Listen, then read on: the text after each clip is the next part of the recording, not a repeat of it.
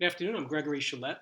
I'm here to present on Imaginary Archive, a project that I work on in collaboration with the curator Olga Koperkina, artist Matthew Greco, and dozens of other invited artists depending on the location. Let me start by backing up a little bit. In 1980, I was co-founder of a group called Political Art Documentation Distribution with Lucy Lepard, Jerry Kearns, many other artists. And we created an archive of art about politics, about social engagement. You see here our newsletter on the left, an image by Rashid Areen. And then on the right, you see the archive that we ultimately created, now located at the Museum of Modern Art here in New York City. So the concept of archives has always been very central to my work, both as an artist, an activist, and as a researcher and writer. Some of the materials that you find inside the archive, the PADD or PAD archive at MoMA, folders containing various newsletters and newspapers and flyers. On the right, a piece by Michael Anderson from an anti-gentrification exhibition. That's actually a stencil made on paper, but it would normally be in the street. And all of this is contained inside the archive. In 1989, you might say, we took the archive into the streets with a different artist collective known as Repo History. And Repo History is based on the name is based on the film Repo Man. And I would say if you haven't seen Repo Man, well, that's your homework for the week. Repo History got permission to put signs temporarily up in the streets of Lower Manhattan in 1992. And that was the year that some of the country was celebrating Christopher Columbus' so-called discovery of the New World, and many of us here were criticizing, of course, the opening of the world to the European invasion, colonization, and so forth. This is a project where each location was cited with a sign that talked about the history of that location, as if the archives had come to life and appeared in the streets of New York City. Imaginary Archive. Imaginary Archive starts in a strange location. First of all, this is its home at the present moment. It's a relatively small carry-on bag that can be taken onto a plane with a few extra things in another bag, so it's a compact project. And I think of it as a collection of real and fictional printed materials that document a future whose past never arrived, but perhaps might have arrived, or should have, or never should have. Let me be a little more clear as we go forward. I essentially give this problem to a group of artists in every location the archive is seen at. Provide me with a document about a past whose future never arrived. But this is the home of the concept, the old George Washington Bridge bus terminal here in New York City in the 170s. And especially this old bookstore, which no longer exists. They renovated the bookstore, they renovated the interior, it's all gone. But I walked in there one day and discovered all of these fading materials, fading books, books that were essentially like remaindered books, many of them of like computer programs that nobody uses anymore. And I just thought, what if this was like a kind of time machine or a time tunnel? You stepped inside and you suddenly discovered an entirely alternative universe or alternative history of the present. And that got me thinking about the notion of an archive as a kind of hole or portal in time.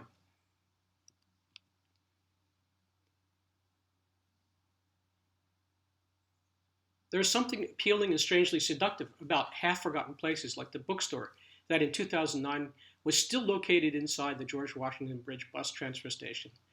For one thing, the store seemed hard at work, repelling rather than attracting potential customers. Pulsing with a cold blue-tinged fluorescent light, its sparse goods, books, magazines, some tourist souvenirs, a few music CDs, were arranged haphazardly on rusted wire display stands or stacked edge to edge, rather than cover to cover to fill up the available display shelves. The shelves, they sagged at the centers, and it was just simply too much store in relationship to its merchandise.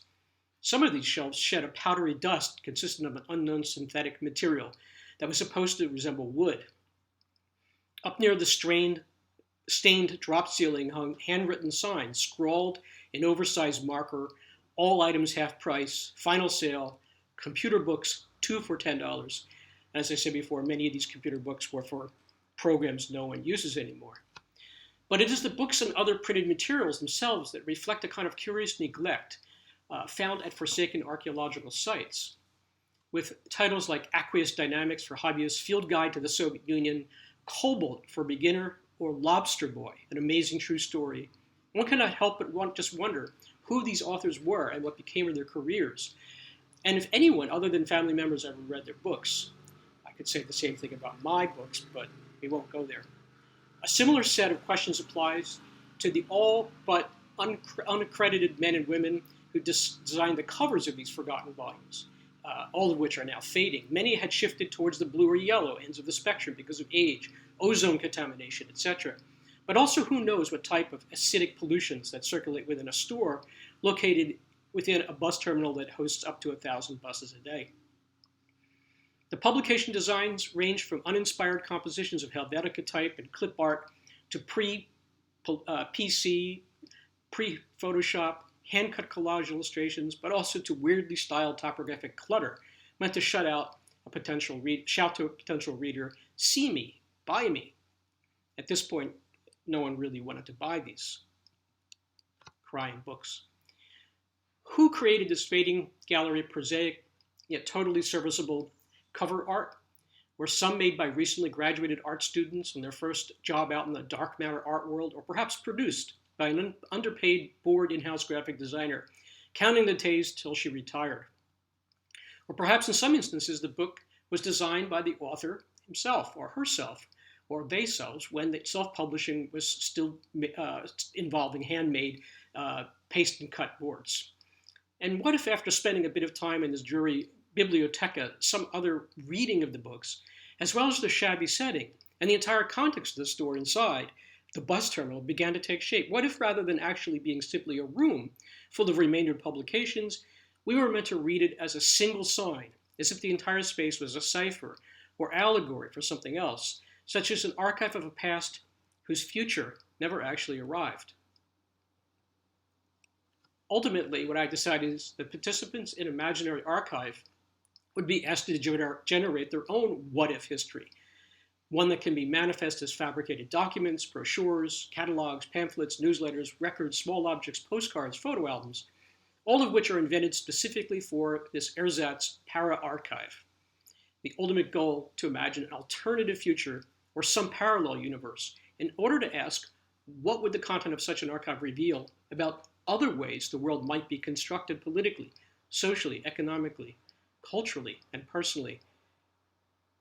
And so the archive is very much, in that sense, about the future as much as the past.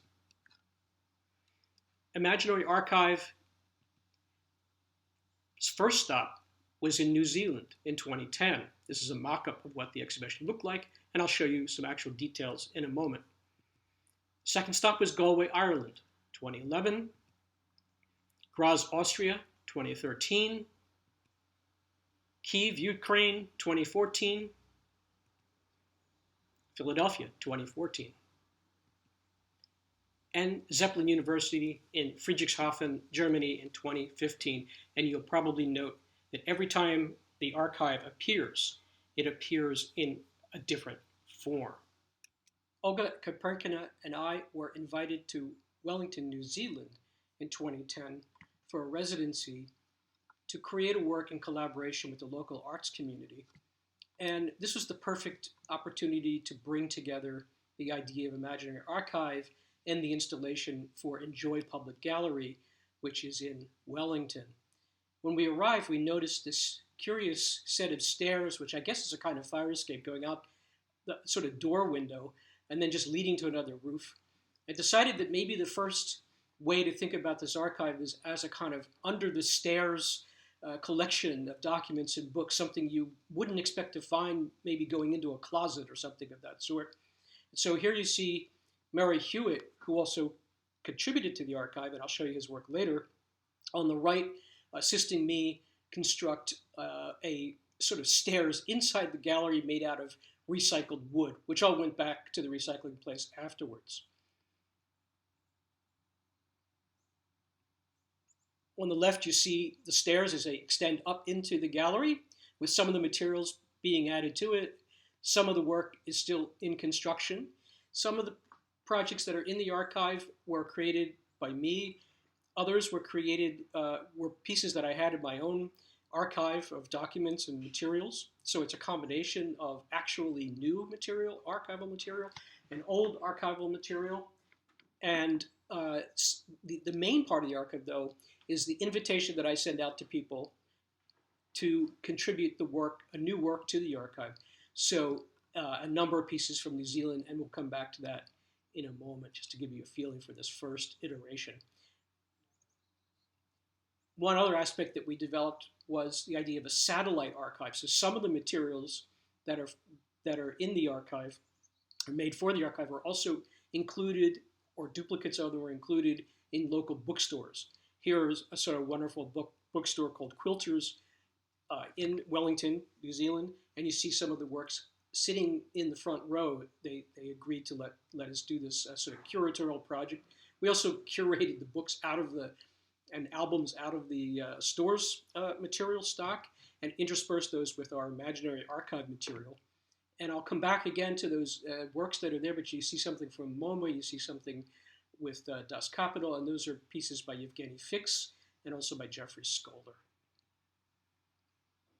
And here and there, a surprise book was found on a shelf inside the store.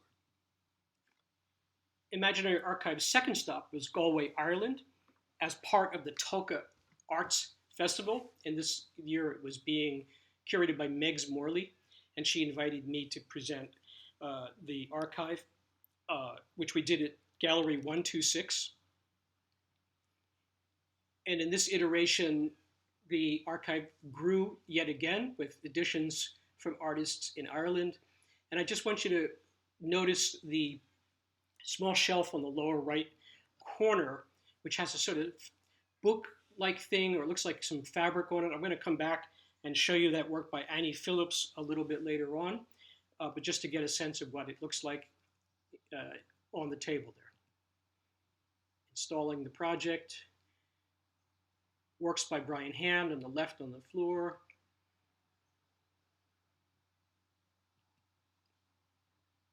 And again, we used a local bookstore to create kind of a satellite installation of some of the projects.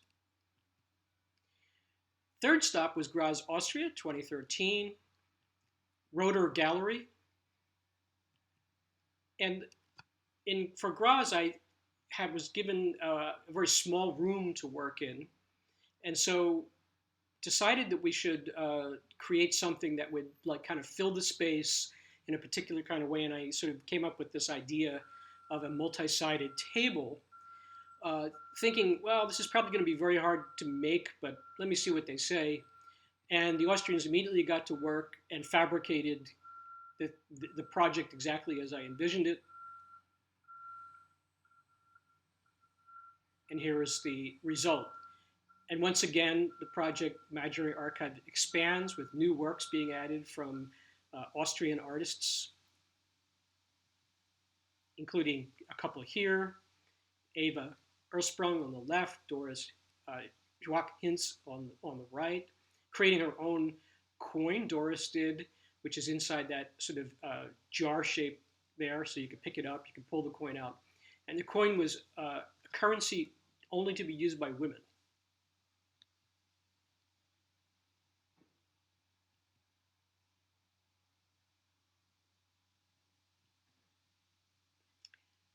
The next iteration of Imaginary Archive was in Kiev, Ukraine. And the timing of it was April 2014, which was just a few months after the Maidan uprising or occupation of the central square in Kiev. And not long after, about 100 people were executed by the state sort of militia or army, which really precipitated the overthrow or the overturning of the government, let's put it that way. But you can see on the right images from just a few months earlier before we arrived in Maidan, where they had stacked tires and other materials as barricades. Tires burn really well once they get started, and so it creates a double sort of barrier to any insurgency. When we arrived, these are images from April. You can see that there was still many of the remnants of the Maidan occupation, and you can see how they used cobblestones in a classic way, but they also used a lot of tires to create defensive barriers. And there were militia of various sorts still located in the square. I should say that the militia ranged from people on the very far right to more sort of semi-right conservative Christians, and then very small sprinkling of more progressive people and feminists. So it was a really broad coalition. They didn't get along all that well much of the time, and I heard some pretty horrific stories from some of the feminists and anarchists, how they were treated. Nevertheless, they were unified in the sense that they were opposed to the government, which they brought down that year. We actually got permission to borrow materials from the occupation, including these tires, which you see Larissa Babbage, who was a co-archivist in this case. She's the one who organized our trip to Ukraine. And we gathered these up and assembled our installation at the Les Corbes State Center for the Theater Arts in the basement of the building. And you see here, taking advantage of existing materials, which was benches and other things, other tables, and we just stacked everything together as if it was a kind of a barricaded space, installed the archive materials. Everything was set for the opening in late afternoon, and then the director of the space received a document saying that the power was going to be shut off. This doesn't represent an attempt at censorship so much as it shows the privatization of the culture industry in Ukraine, because this is a not-for-profit space that was running on state grants, and the grants were beginning to dry up as private institutions took over the arts. We handed out torches and flashlights, and people went through the exhibition in the dark, adding a whole layer of mystique to it that I'd never imagined. Although no doubt in the UK or the US or other countries, the liability for having people stumbling around in the dark would be just too high to manage.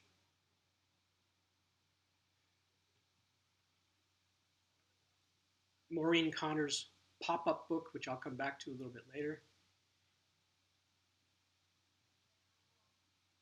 Interview with a Coyote is as if one could imagine the famed interaction between Joseph Beuys and the American Coyote that took place in New York City in the 70s from the Coyote's perspective, done by the artist TJ of the collective Them. Because Esposito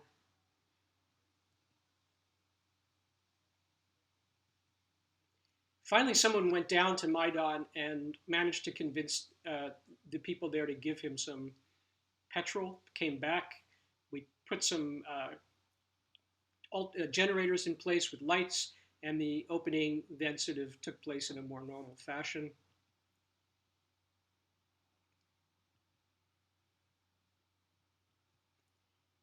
And just a couple of shots of the Maidan again.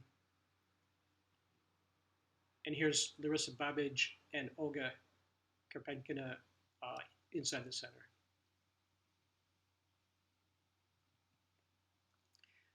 We received a review in the Ukrainian version of Pravda, which really was very pleasing because it got to the very heart of the project. At a time when living impressions and personal memory are no longer a reliable instrument for digesting the endless stream of events, the need for an alternative approach to understanding the history which is unfolding before our eyes becomes more than relevant. And that was very much important, I think, to this particular iteration of the Imaginary Archive.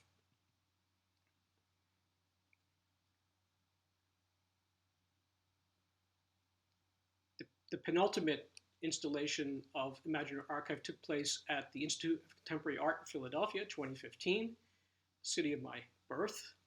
And it was part of a show curated by Liz Park with Deanna Bowen and Harold Mendez called Traces in the Dark. And what we decided to do here was to actually excavate part of the existing wall structure to create a kind of archaeological site in which the archive would be installed.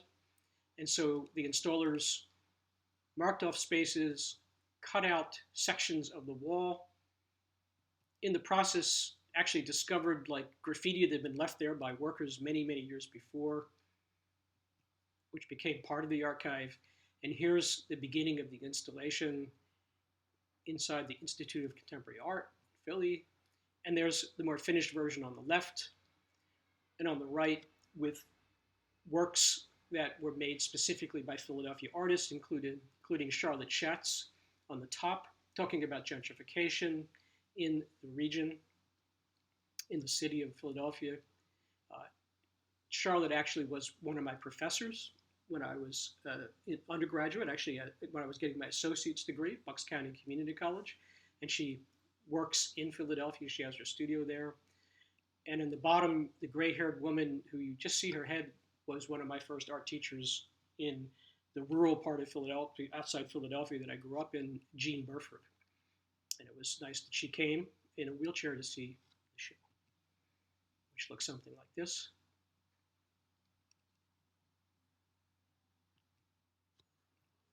The final to-date installation of Imaginary Archive was at the White Box Project Space in 2015. It's part of Zeppelin University in Friedrichshafen, Germany.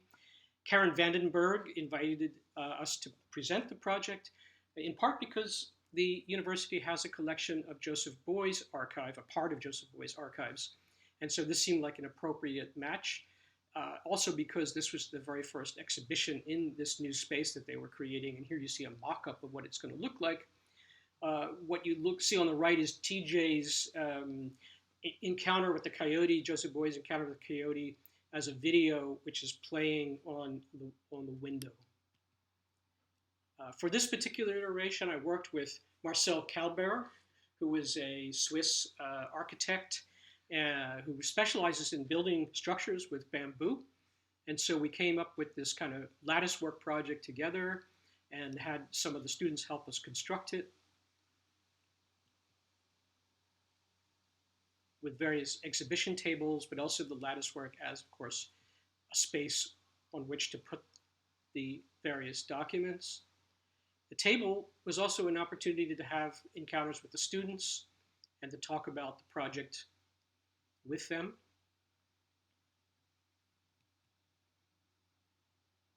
Philosopher Gerald Rowning gave us a project that turns into this little scroll that's sitting here in this kind of cup, bamboo cup.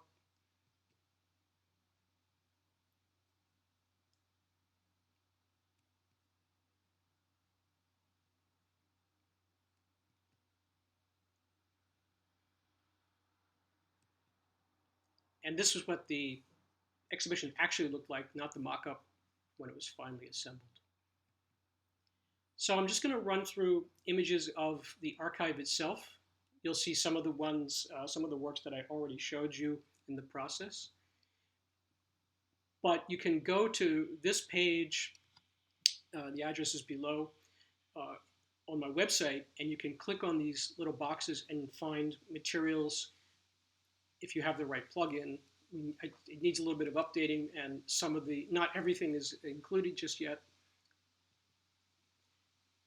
I mentioned Murray Hewitt, who worked on the New Zealand project with me, and he did a sort of tour guide of locations where the Maori staged significant battles, either between different Maori factions or with the Europeans, places that are not marked.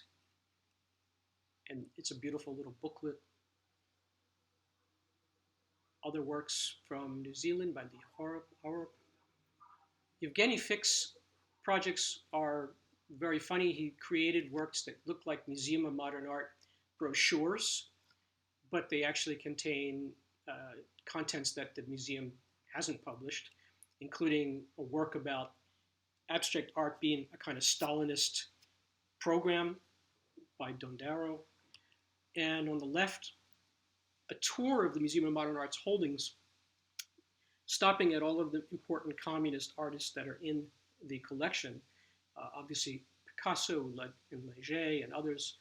And turns out that the MoMA saw this sort of ersatz booklet that he produced and invited him to actually give a tour at the museum. The famous Missing Book on Humor by Theodore Adorno.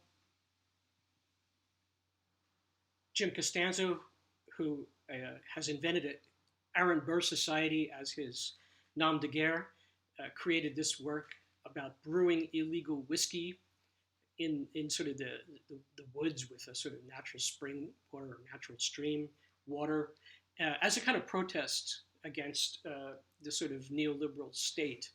And in a way, he's making references to the famous Whiskey Rebellion of the early United States. Many Americans don't realize how many rebellions took place in the early years after the Revolution and after the independence, actually. And so Jim has done an interesting research job sort of presenting that information to people dressed as Aaron Burr, who is a historical figure. Some of you may know he actually is the person who shot Hamilton. And certainly part of the dispute was Burr really opposed the idea of centralized banking that Hamilton introduced to the country.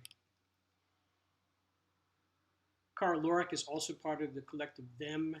This is a reference to the Black Mask Collective or Up Against the Wall Motherfucker Collective from the 1970s, an incident in which there was a sanitation strike in New York City. Trash was piling up everywhere, but on the Upper East Side and other expensive parts of the city, private trash holders were brought in, and on the other neighborhoods like the Lower East Side, the trash was just unbelievable. So they created an action where they gathered up the Lower East Side trash and took it uptown to Fifth Avenue.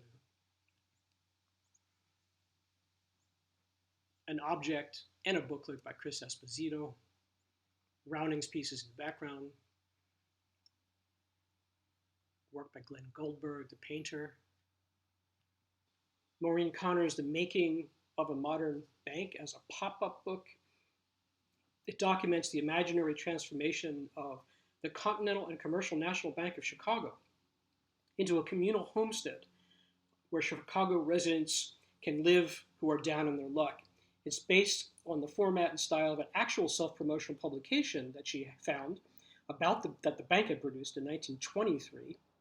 And it's, of course, the brochure was meant to promote the bank's apparent fiscal strength and expertise, which, of course, didn't last very long since in about 10 years it collapsed. The bank collapsed in 1932 with all the other institutions.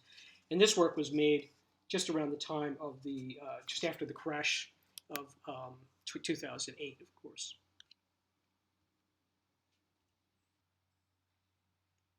A work from the Galway installation in Ireland, Ireland's Fascist Party, which I actually didn't know about. And this is one of the things I like about the project. Also from Ireland, Ben Kehogan's album. Doesn't have a real album inside. Maybe we'll try to do that in the future. And in Wellington, one of the artists doing a presentation about his own work in Grant Corbishley, and then in the background, Ellen Rothenberg from Chicago's project. One of the things I really like about this concept of imaginary archive is the way not only do artists continually contribute new works to the project and expanding, but they also ground their works in actual histories. So despite the fact that I give them the liberty to think about a completely alternative history, they almost always do some research and pull something from actual sort of past events into the new concept. They may alter the way it came out, they may alter the way they look at it, but it's grounded in location and in time. Charlotte Schatz's piece from Philadelphia, Sam Colo Julian's piece, also from Philadelphia, talking about Afrofuturism, and the famous Mummers Parade, which is a fairly white-oriented public event that takes place in Philadelphia. The think tank, collecting objects from a public art installation that took place in Philadelphia and displaying them as if it was a kind of research project about artifacts. Zoe Beloff, who has an entire sort of fantastic view that Freud visited Coney Island in New York City, and a psychoanalytic society grew up. And of course, Coney Island is famous for its Dreamland amusement park. A group that Todd A. Young put together with Heather Davis and others, talking about immigration issues. On the left, Eva Ursprung's piece, Eva Never Left Eden. And on the right is Ninette Iannuzzi's The Saga of R. Perry and the Pyra Chilensis, which is an artist book made of photo transfers. And it's about a series of what-ifs based on a continuing assault to women's reproductive health by ill-informed politicians and religious zealots. It takes the reader on a wry journey that juxtaposes actual current events with the aquatic life of a phenomenal sea creature called Pyra chilensis. Love it. On the left, you see a work by Brian Hand, Irish artist, and this was in the exhibition in Galway. And this is a work called Declare Independence, where it's really talking about the activist Mary Lai. She came to Ireland in 1911, and she actually threw an axe at H.H. Asquith, the British Prime Minister, later set fire to the Theatre Royal, which was hosting a gala hippodrome for the PM's visit. And he's really talking here about women's liberation in the early 19th century, a suffragette movement, of course, in Ireland. On the right, you see Annie Phillips' book, which I pointed out earlier in the Galway installation that was on the shelf in the lower right-hand corner. And Phillips' piece is called Book of Invisible Stains, and it's a handmade cloth book with an anonymous Magdalena artist inmate made sometime between 1900 and 1996 from materials that she could access when incarcerated, including bed sheets, human milk and blood, tea, beetroot, using processes readily available to her, such as painting directly from her body and burning with a laundry iron. So there's various pages with these kind of images on them, all about the Magdalena inmates who were young women who were orphaned in many cases, or who had become pregnant, were put in an orphanage with nuns and treated extremely badly. It's a horrifying history that's been excavated rather well in recent years, if you look into it. This is a work from Ukraine, and it's about the artist's grandfather, and in a way it really talks about a kind of alternative history that she's envisioning for him. It's about an ongoing inquiry into the relations between personal history and manipulative mechanisms used to form historical narratives and myth. And the artist's grandfather is seen here as a soldier in World War II, and it's also, there's a series of ballads that are based on his recollections of what happened there. The work on the left was actually a documentation of a mural, which you see in the top of the page. And that mural was censored. It was painted over entirely in black by the director, I believe, of the museum in Ukraine, where the work was shown, because they didn't care for the sort of political satire that it presented. And the work on the right by Mykola is a project about how ideology is shaped as if it was sort of made out of clay. Imagine that possibility. What is to be gestured towards? And Brushing Your Teeth in the Gallery is a satirical work by Josh McPhee and the late Dara Greenwald, which is really taking a shot at social practice art and talking about what they saw as its shortcomings, its commodification by the art world, or its incorporation into the art world. And they're very funny book covers. There's nothing inside the books. It's just an imaginary or possible sort of publication. And Jeffrey Scholar's work about Sergei Eisenstein's Capital, Das Kapital, which was never produced. And so Scholar, who's a filmmaker and a film scholar, decided to create his own version of the posters for this never-made movie. And in this case, Charlie Chaplin, Paul Robeson, John Garfield, who was blacklisted in the United States for being a leftist and so forth, are the people who actually are the characters in the film, or the actors in the film. So that's a very quick tour of Imaginary Archive. Hopefully we'll get a chance to install it again, and people can actually peruse the materials in person. I'll just end on this quote by Jacques Derrida. The archive, if we want to know what this will have meant, we will only know tomorrow, perhaps. Thank you. Greg, thank you so much. That was really, really fascinating, and I'm sure there will be a lot of questions. I'd like to hand over to, I've got some, but I'm going to hang on to them for the time being. And I'd like to hand over to Lorraine, and I believe Lorraine, yeah, if you can unmute yourself. And I believe you thought you wanted to have a break between now and the question session, or would you like to carry on? For 40 minutes or so, perhaps it's okay to push on unless... Okay, great. Yeah, no, I think that's great. Let's push on for now, and obviously people can... Yeah, we're at home. Yeah. We're at home. We can have breaks anyway. But thank you. But don't, because we've got lots of questions to have. Thank you for inviting me to respond to it, Greg, because it's a real delight to be able to have this conversation. It's not often that we get to talk about these things, even though we might share a lot of ideas. As Greg said, I think we first got to know each other in the 90s, around that time, and I, from my point of view, I can't think of anyone else who is better at thinking and writing about how art engages with and disturbs capitalism. So I think Greg is just a key. Anyone who's not read his book Dark Matter should do so very soon. And also, not least because we have both shared the experience of master's education, developing courses in master's education in social practice. So there's something, we might be able to talk about that a bit later. But I wanted to start off with the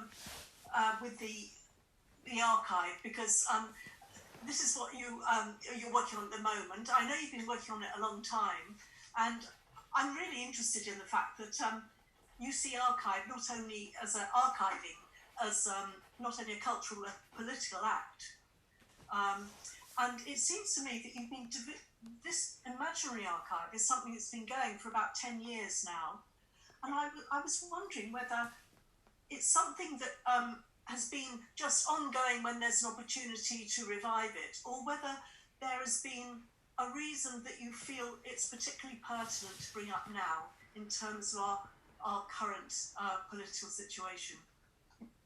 I think both. I agree. Both of those are correct in a way. It really has been opportunistic because I don't have the means. I don't have a gallery. I don't have a way to sort of like propel the project. I wish I could do more. And also teaching, as you know, and writing books and all those other things keeps you from like putting all your attention into, let's say, one project. I've made some forays into other locations for it that haven't worked out. And I had hoped, as you say, it is 10 years, that this would be the year to kind of do like some really big final version, you know, but maybe in New York. But the little gallery that I used to be part of closed down, so that wasn't an option. I did have very recently an offer to have the project revived in a new installation, and I had to turn it down because it was in Saudi Arabia, and you know, it was like literally almost a week to the day of Khashoggi's murder, and I thought, you know, this is I wouldn't even think about it, unfortunately. But it was by someone who I think is very, very smart and interesting, and you know, maybe wasn't thinking about all the repercussions of these things. So that's it's in the box. It's in the travel case. If anybody has a suggestion, It's ready to go. But as you say, I think it's very timely right now again. It was certainly so in Kyiv. People really sort of like understood, like, if we can talk about the past and think about how it might have been different and create a different future, this is an opportunity for us to really reimagine kind of the social at a time of incredible sort of conflict.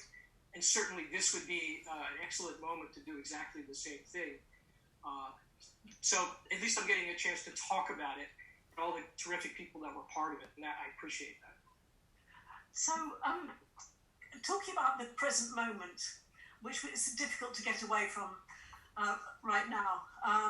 So, in Dark Matter, you quoted Derrida, who said, "There is no political power without control of the archive of memory." I'm just wondering how you feel this could help address our current situation.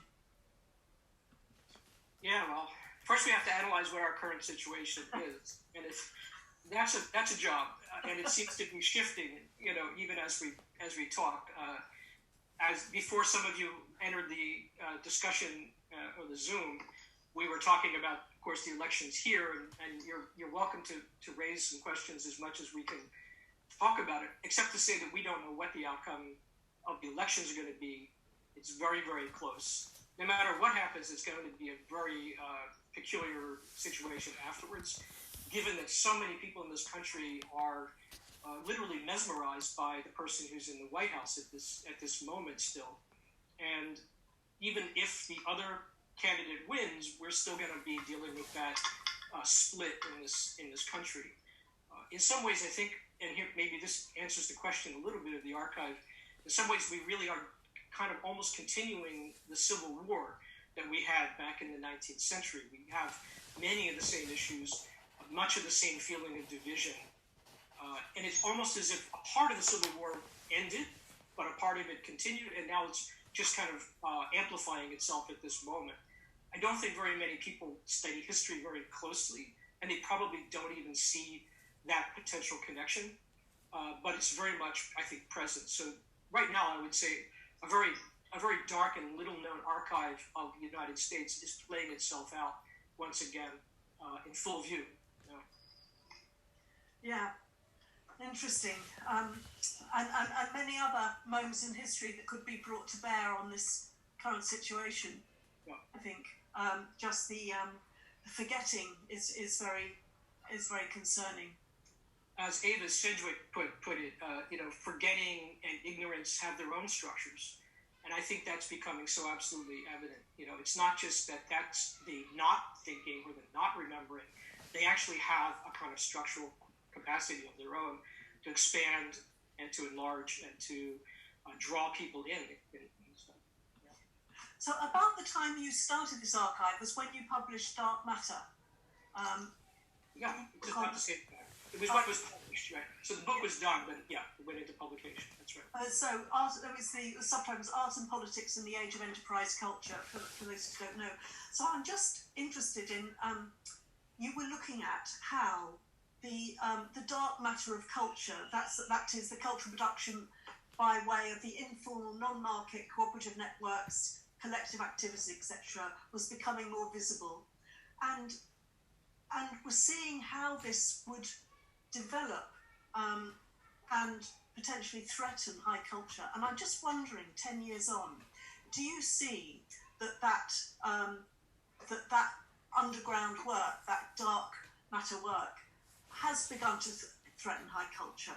And if not, how can we ensure it does?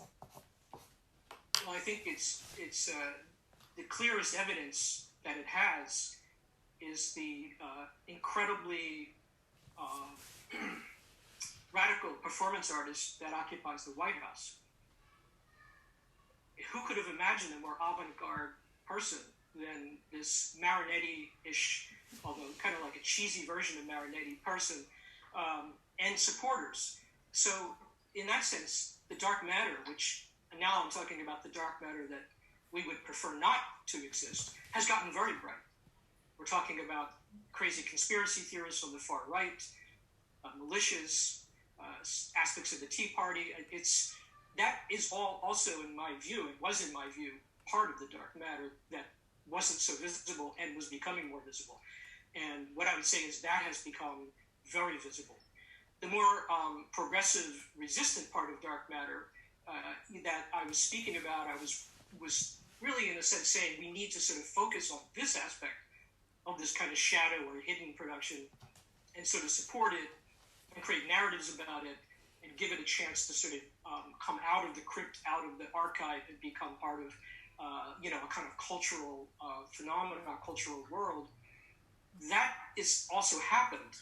So the two components, might say, and maybe it's more multifaceted than that, but they all sort of become much brighter. So specifically to answer your question, on the positive side, we have an incredible outpouring of artistic and aesthetic projects in the streets, in all kinds of ways, connected to Black Lives Matter, not just in the United States, but around the world. I would say the decolonization movement that we see, people, actually asking or demanding, sometimes staff members in museums demanding that the toxic board members, like Warren Kanders at the Whitney Beach, step down and succeeding. People unionizing here at various museums. This is completely unheard of.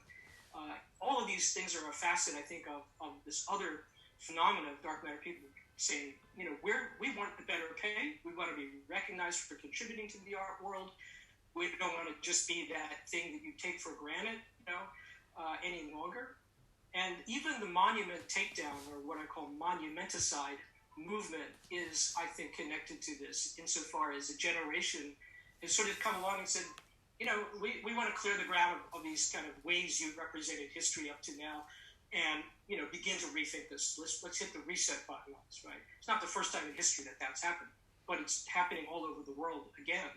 And I think those are all aspects of, whatever you want to call it, this kind of hidden archive, this dark matter, thickening, becoming more aware of itself, taking agency. One thing I particularly like about the Imaginary Archive is that you're focusing on the alternative and on the future.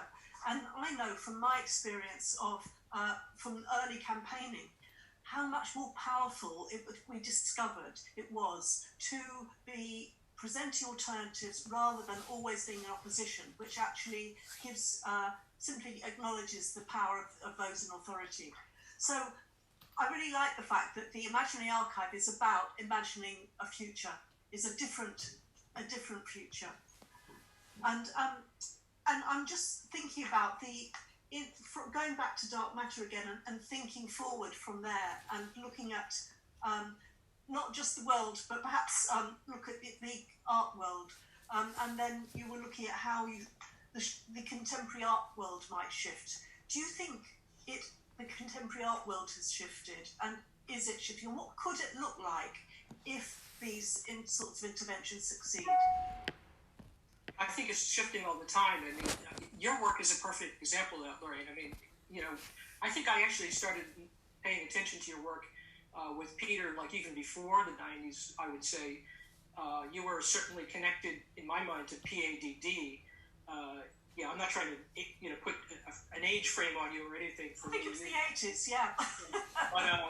But nevertheless, the work you did around, gentrification in the docks, was just terrific. It was really remarkable to us.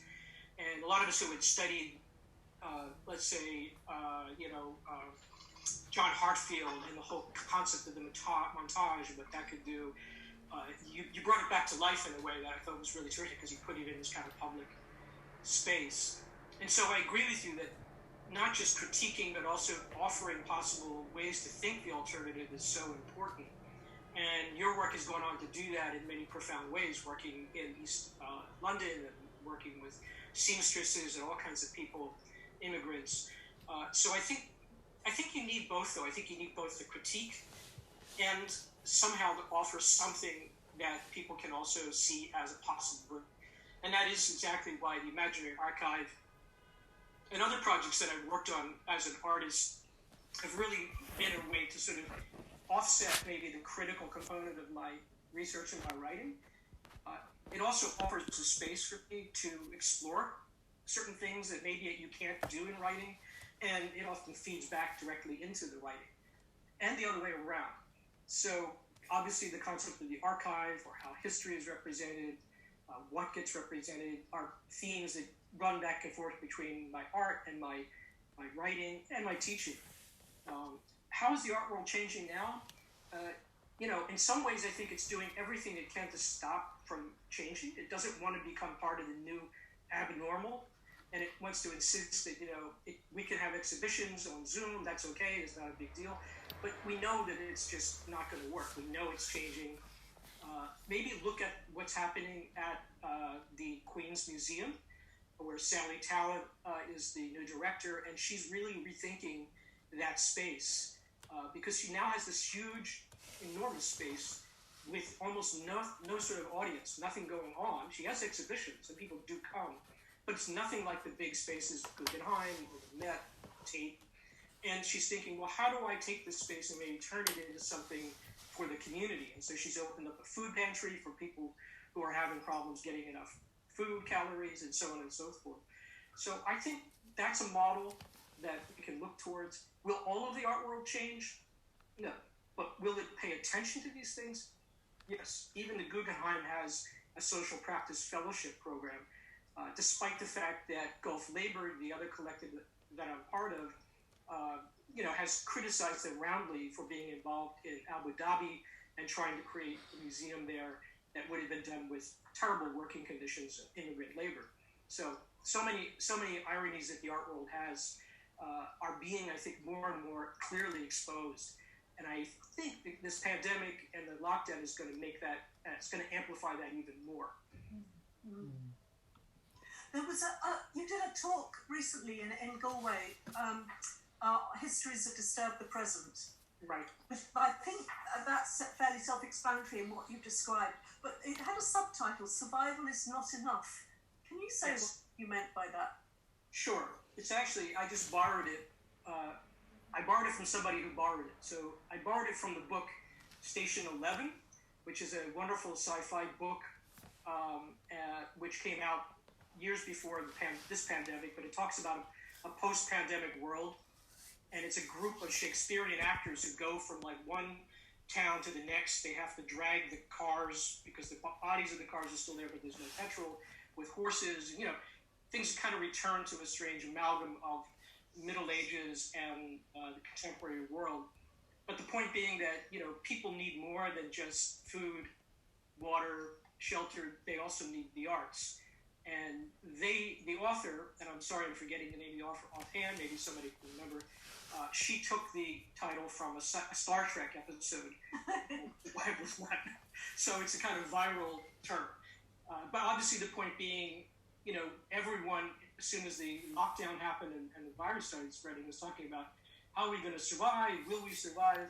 And the point being, you absolutely have to think beyond survival to something larger. Perhaps we could just have, before we move on to opening it up, I would just like to ask you a little bit about something in terms of your role as an educator, because you've referred to higher education becoming a bit of a production factory and the importance of interdisciplinarity.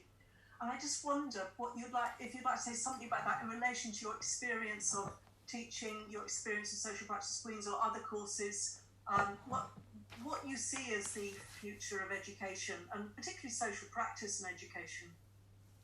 Right. Well, I think it's really hard to predict the future at this moment.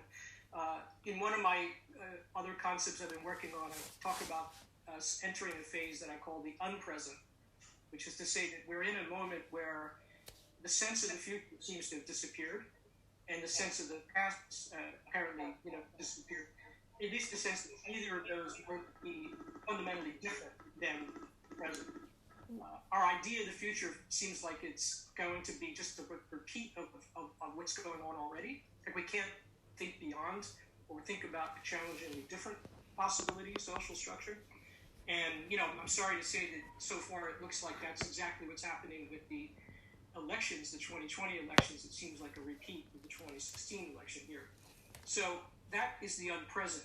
It looks real. It seems to be real. And, somehow it's all completely uncanny and not real. if there was a crisis that we would regularly have in capitalism, it always seemed to kind of eventually go back to some kind of norm. I would say now the crisis, we've taken this kind of detour into the crisis. It's a detour that doesn't have any return. It's one we're just kind of traveling down. So that's my very pessimistic view of the feeling and experience that we're having. How do we sort of think past that when you really need to re-grasp the possibility that not only the future could be different, but the past has also been different, right? So the past, let's say the socialist past, for all of its flaws and all of its problems, now it's just like a graveyard of old statues, right? Oh, we use that in the background of the James Bond movie or something, right? Goldeneye. If you watch Goldeneye, you see this whole series, and soon after the fall of the Soviet Union, all these, monuments are just like, stage set. Well, that's kind of how we think about the socialist alternative. It's, just something that's not really, it doesn't exist, right? Here, people stomped on the idea of socialism, even though there's a long history of socialism in the United States. Eugene Debs was a major presidential candidate who ran on socialism and so forth. But this idea that there was anything different, just seems to be erased. So we have to return the possibility of a kind of radical difference, I think, to the future and also our reading of the past. I think that would be one really important step to get out of the present. I couldn't agree more. I have to say, I think the situation here is perhaps not quite as risky as yours is, but it's pretty precarious. And I think there's a danger of education being pushed back into finance, and education getting lost in the process. It hasn't quite happened, but I could see how things could develop. I mean, on that pessimistic note, I don't want to bring the tone down, but because I think there's sort of positive things. I mean, as I say, I think given we're at a very challenging moment in history, the fact that you are speaking about imagination, you're speaking about the future, is something that we all need to hold on to. And as creative people, that's what we can do. We can imagine the future. And I think perhaps it's our task when we're teaching to pass on that imagination, encourage that imagination in the people we're working with, who've come to the university in order to do that. So I suppose that's why teaching is such a hopeful thing to do. Yes, I now I agree with you. I think we're having an agreement section here, which is good. Yes. I'm sorry. It's time that we invite some of our use some criticism. Just a note on education. I think during this pandemic and the lockdown, it's been very difficult sort of teaching online. I'll admit. On the other hand, it's been really kind of a savior to have that period of time when you get to see the students, they see each other. There's a feeling of strange digital community, but it's been, I think, incredibly essential to have that focus and to be talking about things like this, not just hanging out and partying or something. So I feel like right now the teaching is like more than it's teaching is not enough. It's also survival. Yes, but also I think what this moment has given us is the opportunity to have somebody like you coming to talk with us, because otherwise we're limited to who, particularly in this country with the Right to Work Act, we can only have people who have a visa, a work visa. So if you dropped in the UK, you couldn't come and give us a lecture. So I think this is an opportunity, and anyway, to not waste the opportunity, we have a lot of people out there who I'm sure have got some questions of their own. So I'm just sorry, I was going to say I'm going to agree as well about teaching being really hopeful. So we're definitely having an agreement session. So that's fantastic, and thank you. I just wanted to say that there's at least one question coming up in the chat. So if people want to either put their hand up digitally or in actual fact, if you've got your camera on, or put your question in the chat as well, so that I can keep an eye on that. That's great. But we've got a great question from thank you to Lorraine, and we've got a great question from Jane Scobie. Is Jane here? Would you like to ask your question yourself? Or Hi. I just wondered about who decides what's included in the archive, and whether any local organisations have taken up and done their own archive.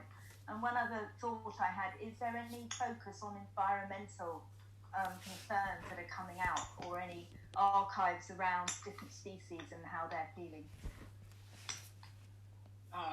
The second question I don't have a really good answer for, but I would suspect, Jane, that there probably are. I can't imagine that people haven't been working on that. Lots of people are dealing with the subject, of course, of environmental change and species. Terry K. Hopeja is one person who comes to mind. I'll put her name in the chat so you can look her up. But yeah, I think there's a lot of people doing interesting environmental work around speciation, particularly. The archive itself, the answer is really fairly simple. When we are invited by a location, so for example, in Galway in Ireland, Megs, who knows the region, Megs Morley, who was the curator of the festival, said, here's 10 artists that I think would be interesting, and we often would allow the local people to make the decision for us who's going to produce the work. So, and once they were selected, they stayed in the archive. There wasn't a process of vetting them. It was like, okay, we count on the local people to sort of know what works for them.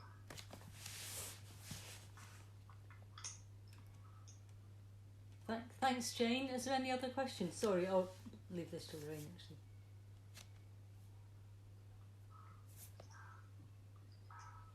Simon. Oh. Hiya. Hi, Greg. Hey. I'm wondering, following Jane's question, does your archive accumulate then? Does it get bigger and bigger and bigger as you go on? Do you need 2 suitcases now? To be honest, it's a little bit like a suitcase plus a little bit. There are a couple of things that don't fit in the suitcase. Right. I would like it to be more suitcases, but we haven't gotten there yet.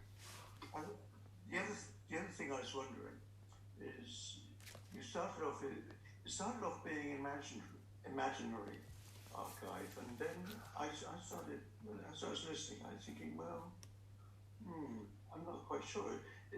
It's aspirational, alternative. It's as though the actual terms of what an archive is are actually pretty mobile, aren't they? According to the circumstances you put yourself into. One is, you go to Kiev, for example, and it is very real. So it's on the cusp of change, very dramatic political change. And so its idea of imagination is actually very different, isn't it? I wonder, it's an interesting point, the degree to which, and I suppose again it goes back to Jane's question, is the degree to which you exert some kind of control, and the degree to which you absorb their archive as part of your archive. That thing about alternative history is just, I'm very familiar with I think the situation in Dublin was very much, it was a laundry, wasn't it? Which they put the girls into. Yeah. I put it in the chat. It's the Magdalena sister scandal. Right. I couldn't remember the name. Right. But it's actually quite interesting how mobile the idea becomes, and how much freedom you allow it to have according to really where you take it. So each location has its own idea of its own alternative history, doesn't it? So in a way, your work becomes a conduit for their work. Would that be right? Yeah, absolutely. I think that's a really good way to put it, Simon. And in the process, I learned things which are really fascinating. So, for example, I didn't realize there was something called the Blue Shirts in Ireland, which was the fascist party. During the period of time, especially when Ireland didn't want to fight, with the UK, in particular with England. Someone did a whole booklet about, the Blue Shirts. And just, for me, it's also an educational journey through these various locations. So yeah, a conduit is an interesting way to look at it, but it's not me, it's the archive is the concept. But Thanks, Simon. And the notion of mobility, I think that the word mobility is quite intriguing. I'm going to give it some more thought because you're absolutely right. I mean, I sometimes thought maybe I should have titled it something different, aspirational archive. And then I think, you know what, it's sort of a plain vanilla title, and maybe that just leaves it open to all kinds of possibilities rather than imposing too much on it. I don't know. Thank you. We've got some great questions coming up in the chat. So we've got Elisabetta, and then Katie, and then Rebecca. So is Elisabetta here? Yeah, there you are. Hiya. So first of all, thank you very much. I'm a big fan of dark matter, and I believe punk matter is the idealistic one. But anyway, thank you very much. My question is, how do you, well, what I wrote basically, how do you make sure, because for me it's a dog that bites its tail, how do you use you can, evidently, because I think you are doing it, how do you use the system, like with the curator, with the gallery, with the space, with the critics, to feature, so that 1% of the shining stars, to feature the dark matter? And how do you make sure that it makes sense? Yeah, that's a great question, and I think it's important to recognize that pretty much all the institutions that I've shown this particular project in, including Philadelphia, which was probably the most sort of official, kind of institution, but they're all still somewhat alternative to the mainstream, and so there was a lot of latitude to do things in that situations. So I would say we haven't really infiltrated the major museums yet. I mean, we're still there, I think, in the dark shadows in the archives of these museums for sure, but we haven't spilled out completely into the mainstream. And I think the only way to do that is precisely to keep pushing, these little sort of projects, different angles coming at it in different ways, making these challenges, making them serious enough that they have to pay attention, and even if you have to then kind of retreat, so it's more of a tactical operation. I will tell you a story that not too many people know because I think it relates.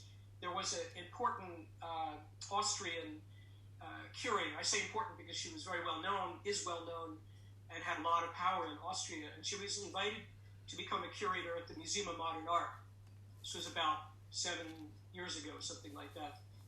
As soon as she arrived at the Museum of Modern Art in New York City, she got in touch with me because she knew me a little bit and she knew about PADD, and she said, I'm so excited because here I am where this PAD archive is, and I want to put the PAD archive on display. I want to bring it out of the shadows, she didn't use those terms, and make it part of an actual exhibition. And I'm like, great, sure, skeptically, but not because I didn't think she was not well-intentioned, but I just had my doubts. And we got, Lucy Lepard got involved and a bunch of other folks who were part of PAD, and everybody started working on kind of a genealogy, and it started looking very good. And then silence. Within months, silence, And we didn't hear anything, and I sent an email, and they said, well, there was a meeting, and it's been put on hold. Kind of classical museum terminology for, that didn't work out. She had to leave the museum at a certain point, and then we did meet, and she said, I brought it up, and basically just, fizzled. So I'm not saying that these do-it-yourself, kind of alternative punk histories aren't going to infiltrate the major museums at some point. I think they shall in some ways, a little bit here and there, but it's definitely still a sort of process. The other side of your question, though, is complicated because once that does become part of this institutionality, you can easily lose the very sense of what that oppositionality was supposed to be within the institution, right? And how you can keep that edge is anybody's guess. I'm not sure that it's even really completely possible to do that. So you have the advantage of showing people that these things happen. Here's examples. Here's ways you can conduct yourself to be more in line with the 99%. But through certain mechanisms, through certain kind of institutionalizations, you take the risk that becomes then, almost a defeated tactic in itself. So. Great, thanks. Great question. Thank you. And Katie's got a question about curated projects. Boy, you should. Katie? Yeah, hi. Hi. I'm quietly listening from home. Thank you, it's great talk, Gregory. I just wanted to ask a question because, you know, this imaginary archive, it kind of looks like you're the curator and you focus very clearly on the presentational aspects which show you inventing how to display the work. So you kind of like really make it clear that you're not just curating it, it is an art project in how you are displaying the work. And that's where your creativity comes in. But there are a lot of these projects now around. I mean, I'm thinking of Hans-Ulrich Obrist's, archive of unmade projects by artists. That's a huge archive that he's been assembling, which occasionally reaches a display. And then the artist from the Philippines, Judy Freya Sibayan's Museum of Mental Objects, where she basically collected artworks and then spoke them one-to-one as a verbal transaction to one member of an audience. So it could only be performed between her and one member of an audience. So it was kind of like she was just trying to change the whole display aspect. But it's kind of like a more conceptual question, which is about how, and you touched on this, how art itself has become documentation. You know, and a lot of art that we're seeing around is documentation. It's not art. It's not art objects. So I wondered how you felt about that in this project, because your project is both curatorial and documentation and new forms of display and different kinds of institutional histories and meanings or interventions. But so far, most of it seems to be displayed in alternative locations because the mainstream, it doesn't seem ready for that. Well, I'm not, as I said, I don't have a gallery. I had one briefly. What's it called? Station Independent Projects here in New York, which was brief. You can still look it up. There's still a website. So I think part of it is just the way the art world works. You know, if you're not in that kind of sphere of visibility of, you know, being represented by a gallery, and you know this, I'm sure, better than most people, you don't get invited to biennials, you don't get invited to, you know, major exhibitions. It just doesn't happen. So that's just the position that I'm in. I might have wished it differently at some point. I honestly don't really care that much anymore.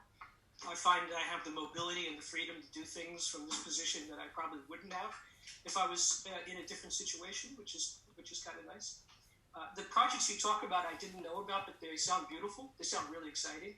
And I think the archive, you know, as a subject for artists and curators and theorists, has been sort of really central to so much of what's happened since, can we say since the arrival of postmodernism in a way, maybe, you know, a moment when it felt like the idea of innovation and the avant-garde had sort of faded, and now it was a question of like rethinking perhaps what was already present but just not paid attention to maybe on one level, rethinking our relationship to history, to art history, but also to objects. There's so many ways you can divide that idea. But you're absolutely right to put your finger, Katie, on the, for me, the pleasure is twofold. One is to see what kinds of imaginative things people create when I say, you know, make a document about a past whose future never arrived, especially in different historical contexts, because what I've discovered is people don't just invent unicorns and rainbows. They actually really think about where they are, their own history, and how it could have been different, or how it was. Maybe they actually find something that really did happen that just isn't known, and they kind of explore that. So it's grounded, interestingly enough, and I think that's important. And then the other part is, of course, the opportunity to create a new installation, a new version, a new way of looking at the material, and, you know, in a different space that suggests different ideas to me. So, yeah, for me, this is also, of course, a creative endeavor. And for my partner, Olga Kapankina, and whoever works with me, Matthew Greco, who's the person who has often worked with me, assisting on all kinds of levels. a colleague, and he's actually the one who actually has this suitcase at the moment in his office at school. So it's a group effort, and I think without putting too much weight on it, it's just a gesture that grows with the people who contribute to it. Thank you. And Rebecca's got a question as well. Thank you. Yeah, I was just interested in when archiving, is there a risk that it will kind of, archiving it will kind of like change and not capture the entirety of the art piece and like miss parts from one-off moments such as performance? Yeah, I think the archive is always a fragmented space. And it's partial. I would say it goes beyond fragmented space. It's a space where the contents don't necessarily categorize themselves in any kind of proper fashion, where there's actually gaps between things, and that the gaps are as important sometimes as the things themselves. That's the nature of an archival space in itself, of an imaginary archive especially, it seems to me. It's the lacuna, the things between, that we have to really kind of pay attention to. So whether it doesn't do justice, maybe, Rebecca, to the artwork, the artist's intention, I mean, hopefully anybody I invite to the archive gets a pretty good sense of what it's about, and then they already, in a way, have sort of signed on to that possibility of being part of this partially fragmented and sort of zigzaggy world. But if anybody said, hey, listen, I don't think this is the way my work should be presented, then I would say, well, it's fine. You don't really have to be included, or we can find another way to sort of maybe present your work. The original installation in New Zealand, and to some degree in Galway, had a number of video pieces that were part of it. And I've sort of cut that out. I've sort of asked people not to do video just because it adds, when I have to do it in, say, a place like Kyiv, where we don't have the technical means, it really just complicates the situation. So it's pretty much now a static set of objects, not any kind of media. There's some sound pieces. But given the other circumstances, I would be open. I think we would be open to sort of exploring all those things. And every time it shows, I gather every single piece from every previous exhibition, and it goes with it. We don't recurate the archive as we go.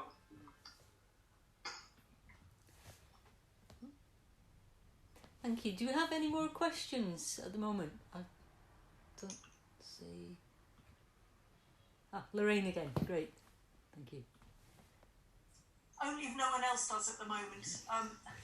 There was just something I wanted to pick up on, that you mentioned the lessons from the pandemic at the end of your talk, Greg, or when we were talking, and I just wanted to know what you think are the most important lessons we can take away from the experience of this pandemic in this political context that both countries are in. What have we learned from the situation that we've been in that will help us in the future? Because we need everything we can get, don't we, to see us through the next few years. Well, I'm not going to say anything profoundly new. I think people are already pointing to the fact that, especially in the US and the UK, this sort of 40 years of deregulation and privatization, and certainly here more so, I guess, than the UK, the elimination of the social safety net, but it's troubled everywhere. Just in an instant, when this pandemic hit, it showed how exposed and how problematic the situation really was all the time. And so maybe we have this non-living, self-replicating, it's not self-replicating, obviously it needs us to replicate, this non-living, us-replicating entity to thank for showing us just how sort of shallow and problematic the social safety system is in these developed countries. And the illusion that we were, somehow living in these kind of developed countries is also maybe even something that's been shattered a bit. So in that sense, maybe that's a positive development of sorts, or positive through a negative, perhaps. What are we going to do to sort of push back or to survive, or make sure that survival is not enough. I think we're going to have to just ramp up these kind of networks of solidarity between artists, whether they're in institutional structures or whether they're outside institutional structures, just to recognize that, we need each other if we're going to get anything done. And we have to stop sort of looking at it as a winner-takes-all situation. I think that's extremely important, which is what the entrepreneurial spirit of the times has been sort of promulgating, as is the president here and elsewhere. We need to sort of think those cracks and threads of connection within the sort of existing capitalist system and amplify them and make them work for us. I mean, we were doing that already. It's not like a new thing. I think it's just a question now of like recognizing it's probably the only way to get through this, and we really need to sort of find a way to amplify that and to support it. And I get the sense here, at least, we're mostly a privatized system in the arts, that a number of the foundations are beginning to sort of pay attention to this. Instead of giving money to organizations and then expecting them to grow and get bigger and have more, they're starting to think, well, wait a minute, maybe it's about maintaining, a certain kind of level of engagement. Maybe we don't need to think about this idea of super growth all the time, for one thing, and also looking towards these kind of networks of solidarity as legitimate parts of the art world, instead of always looking towards the big institutions as the place where you're going to put your financial support. I'd say it's a subtle shift, but I do see it happening. Thank you. As if no one else has got a question at the moment, I've had one which was kind of going back to dark matter and PAD actually, and I wondered if I think you commented on this a bit already, Greg, but from the experience which you touched on briefly earlier of being in a collective that has then recently become quite noticed again because we produced a book, which is what most people here would know, I think, but see read, the kind of slightly uneasy relationship that we've found, which I think is, I really liked what you said about it in Dark Matter, with the kind of art institutions and galleries and so on. So there's a kind of balancing act a bit between a kind of visibility which pays respect to certain kinds of work from the past and maintaining those histories and visibilities, and then also work being slightly misplaced and or misunderstood, if that makes sense. So I just wondered if you can comment on that from all the amazing work that you've done, and yeah, thanks.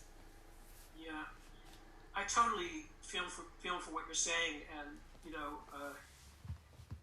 I sometimes feel it's a little bit like the classic, Moses thing. Not to sort of over exaggerate, but like, we can get to the edge of the promised land, if that's what it is, but we really can't go in. It's up to someone else to sort of take it in there. And then when you look in and you see what they're doing, you might say, wait a minute, that's that's not correct, or that. But in a way, we almost have to sort of acknowledge that, all right, these institutional structures, and even younger scholars who are really excited and enthused about rediscovering collectives like yours or PAD or whatever, are going to have their own interpretation. They're going to look at it within the context of their own understanding, their own history, and to some degree, we have to sort of just kind of let that, recognize that, right? So yeah, I don't know. I think that's just the tension that there always exists when any kind of history or object is brought back in and reinterpreted.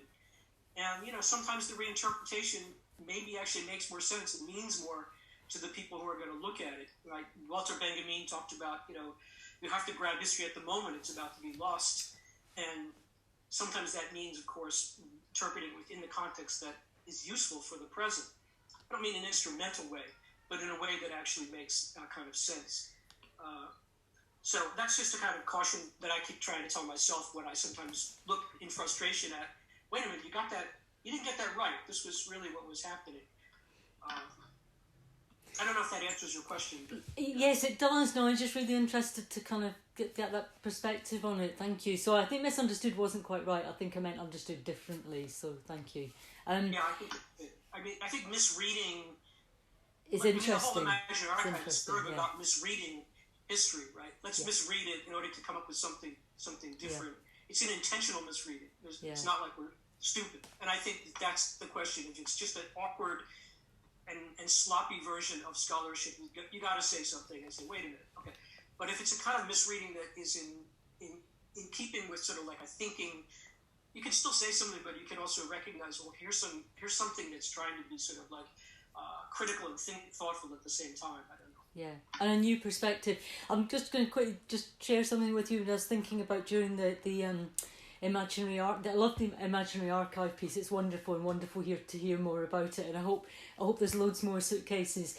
But there's a great queer feminist artist who gave a talk in this series last year called Rachel House, and she had a project called Feminist Disco, which you might know of. But she was kind of looking at the moment to rock against sexism, and she kind of invented a band called she did zines and badges and all sorts of things attached to a band called the Hysterics. And of course what happened then, people popped up and talked about how wonderful all their gigs were and how they really enjoyed their gig in 1978 at the Hope and Anchor in London or wherever. So I just wondered if there was other artefacts and objects in the imaginary archive where people might do similar things.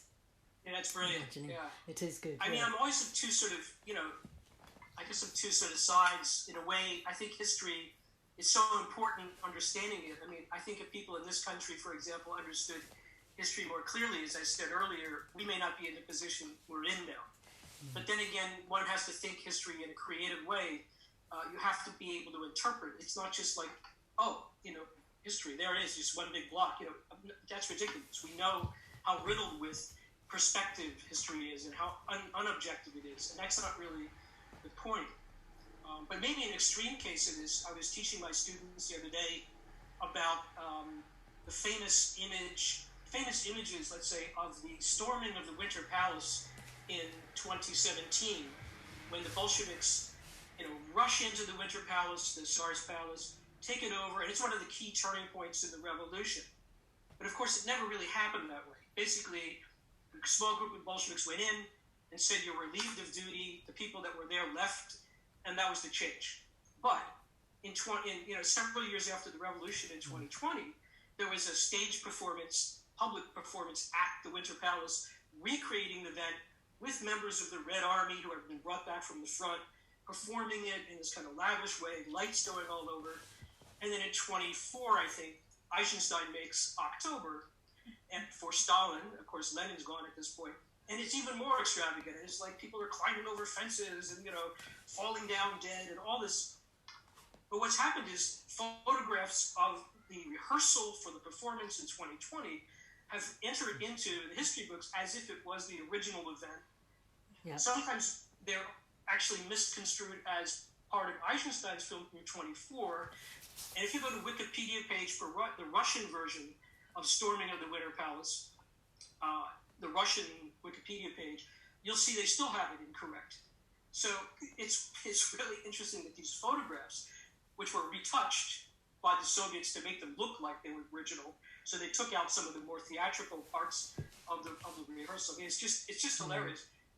Inserted back into history and still circulating as a kind of misreading of history. So on the one hand, you have to call that out, but on the other hand, you have to sort of be just kind of amazed how, a punk band that didn't exist suddenly spreads like a virus through our imagination, right? So I think that reminds one of the power of the cultural artifact or event. I mean, for good or bad, but actually we are all creative practitioners and we're all making creative artifacts or events or processes. And this was really brought home to me by, you mentioned at the beginning, Greg, about the work I did in the 80s in the London Docklands.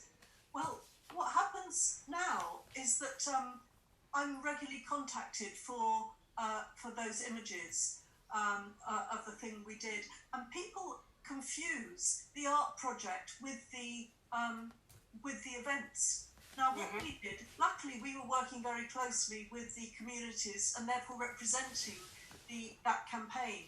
But actually, it is the artefacts that are left. So in the Museum of London Docklands, what you have are the things, things that were made. And so you can't underestimate it. And if we were concerned to be representing our recent past and our present for the future, actually working with integrity to represent that in a way that it can be carried forward is a really important act that you don't even know.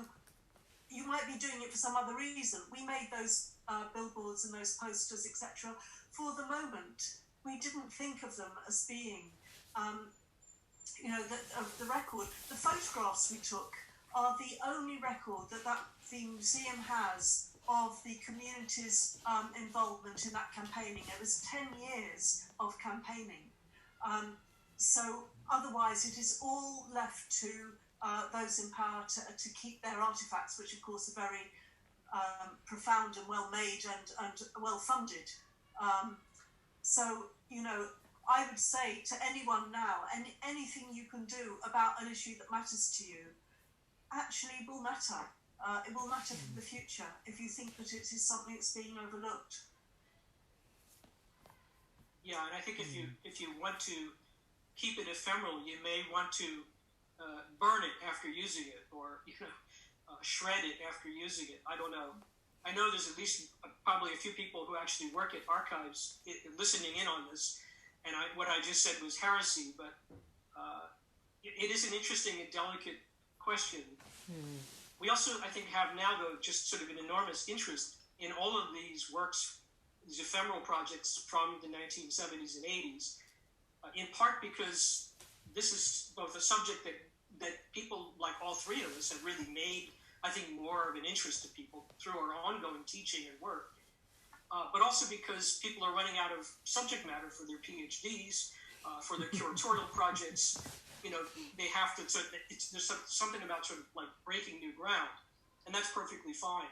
So it's almost inevitable that they're going to go back and start looking over these archives and finding all kinds of things that have been forgotten, which is exciting on one level, but as you say, if it was intended to be in that moment for a particular kind of reason, it's something we need to sort of think about. How do you preserve that agency, like, into the future? How does it get recontextualized so people understand that this was not made for an art gallery, this was made to be, really to actually try to change the discourse around the docklands of the case that you're talking about.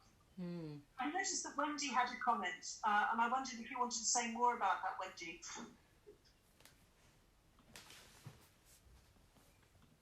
Hi, are you still? Yeah, I'm here. I think it was when you were saying something about, we've got to wait for something, we've got to do this. And I think sometimes people just wait too long for permission.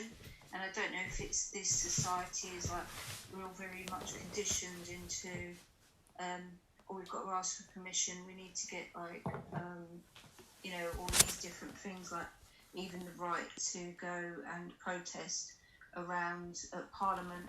You need to put in written permission and stuff like this. I don't know. It was just like a comment on what you were saying, something about that sort of thing.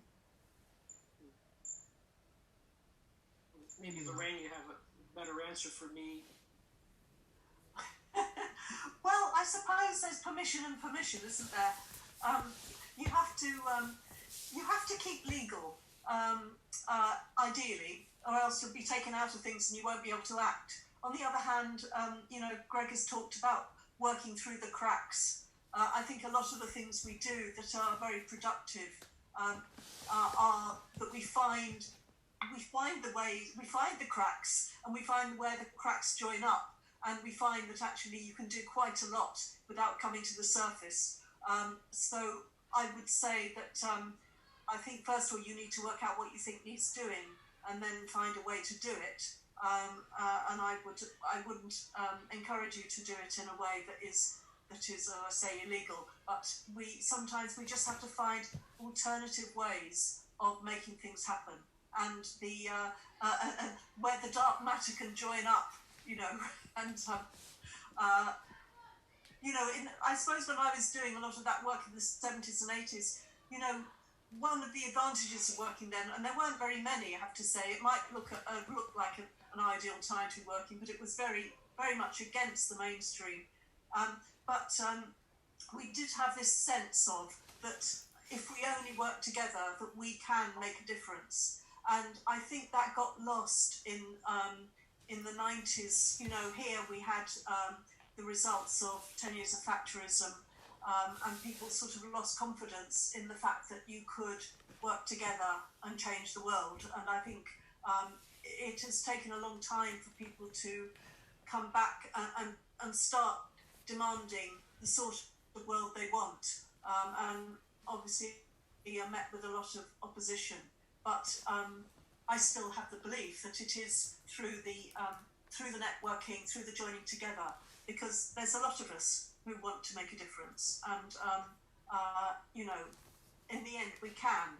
It might take time, and it might not always happen in the way we expect, but what's the alternative? I think what you can't do, what I said about campaigning, I think it's dangerous to, the issue of oppositionality can be quite dangerous, because it is constantly putting those in authority in positions of power and acknowledging that power. So what you have to do is acknowledge your own power and find alternatives and start building the alternatives, even if they're not acknowledged. I mean, I think that's what's happened to a lot of us who are working as artists on the left over that period. There was some recognition in the 70s and 80s of work that was political or campaigning, was presenting alternatives, and then in the 90s and the millennium, it sort of was squashed. But a lot of us just carried on. We kept our heads down and we just carried on doing it, and then waited for the opportunity to come up again. In terms of art terms, it was social practice was a term that was given to work that some of us were doing all the time under different names or guises. So I think this is a time where we need to be at our most creative, and think laterally and think together. Definitely, but Elisabetta says. So I was going to say, Elisabetta says stay out of prison, which is probably good advice too. So, in the chat. Yeah. Thank you, Elisabetta. Sorry. You going to say something, Elisabetta? No, Anna noted my comment is just keep out of prison. Yes, just keep out of prison. I don't even want to go into the legal, because then I would approve of the system, right? If we want to go even more conceptual.